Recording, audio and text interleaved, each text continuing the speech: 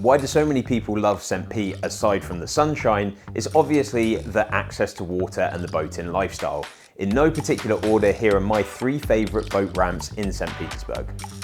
Let's start with Demon's Landing. It's a particularly unique boat ramp as it's located in the heart of downtown, so you have this amazing backdrop of all of the downtown condos.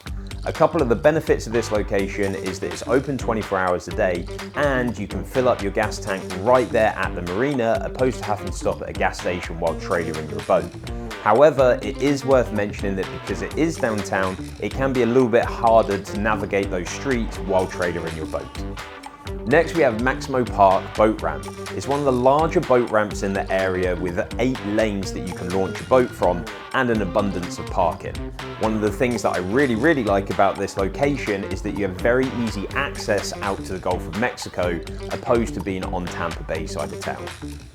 Finally, we have Chris Park Boat Ramp.